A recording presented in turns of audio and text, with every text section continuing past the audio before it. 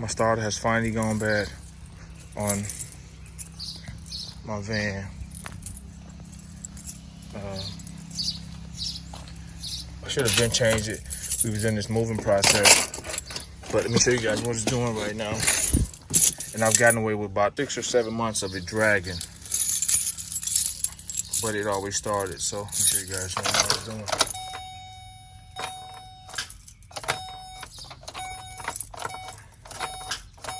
It's clicking.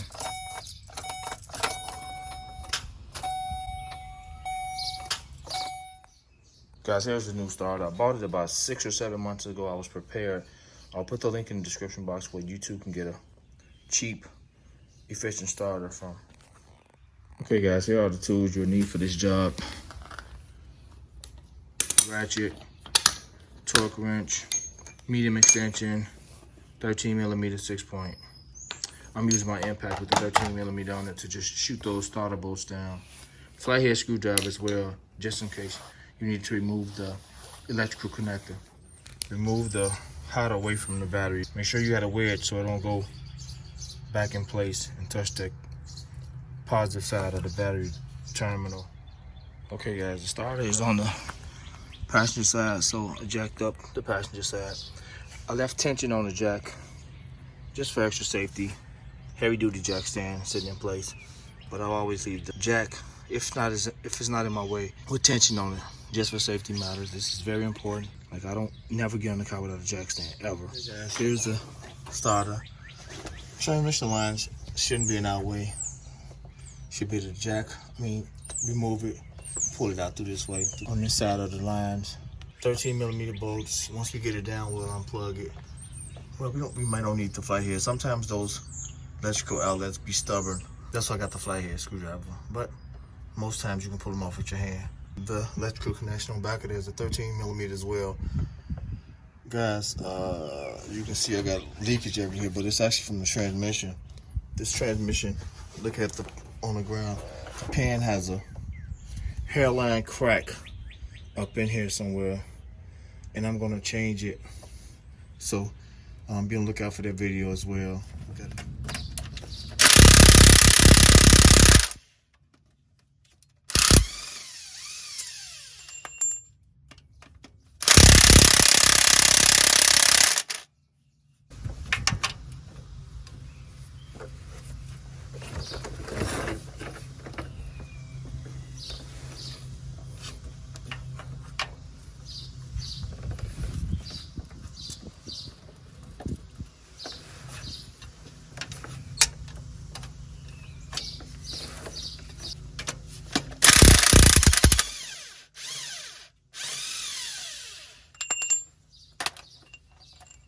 I didn't know the battery cable had broken away from the starter until I removed the bolts from the starter.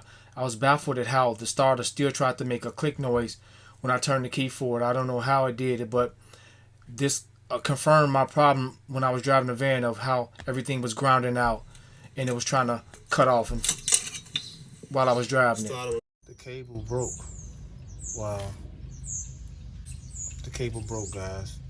Wow, I gotta see what I can do about this. This sucks. Okay guys, let me figure out a solution. I don't want to replace the whole cable. Guys, let me show you guys what I did. I took my drill bit with a small bit on it.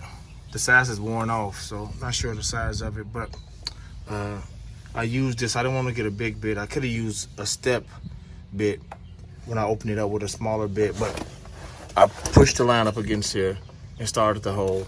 And I just kept going around it with this bit here. I didn't change it out. Like I said, I didn't want to use a bigger bit. I didn't want to mess it up. Whereas the point it broke up in here and I wouldn't be able to use it. It wouldn't hook on. That was important for me too.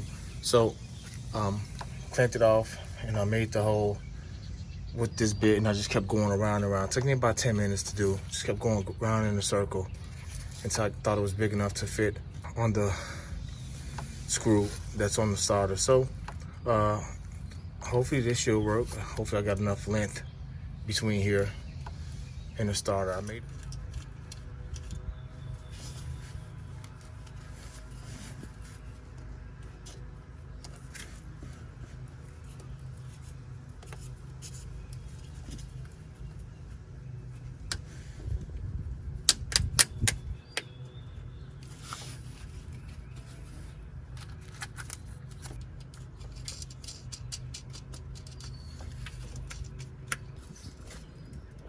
The electrical connection can only go on one way, guys, so.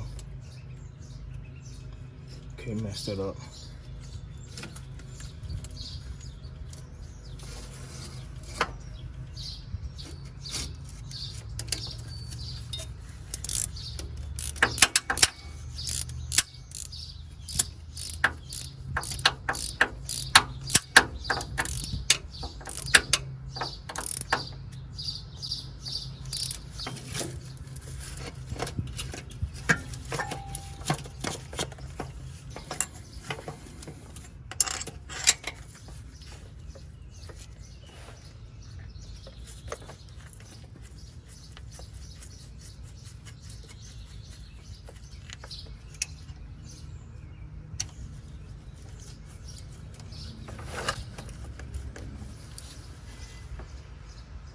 $37 foot-pounds.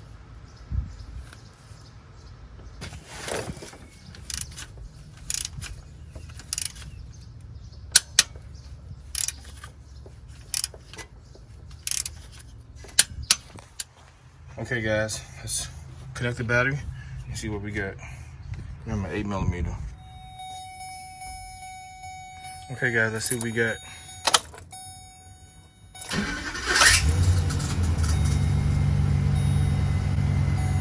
Well, it started.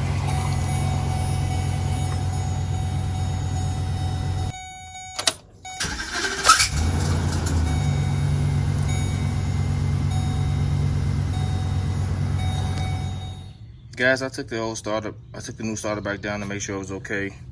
And I left it. I'm gonna put this shield back over it and just take it off. Put it back on the old, I'm put it on the new one. I don't know why I left it off. Thought that was made onto the starter until I looked at the software I got.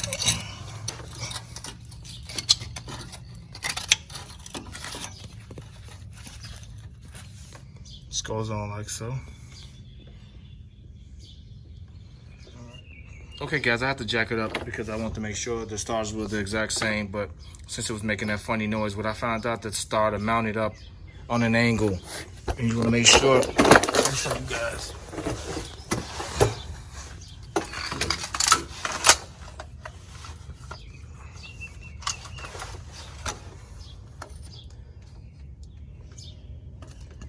You see how now it's flush against the engine. That's important. It got a small gap. The gap should be, the size should be equal all the way across. It doesn't require a shim in there. But what's the most important part was this. Right there. That flush with the motor. If you see how the starter seats in that spot right there, that's critical. Otherwise you'll get that noise. And you see the space is, before it was on the slant. Okay, let's start it. There it goes. That's what we want to hear. One more time. Perfect.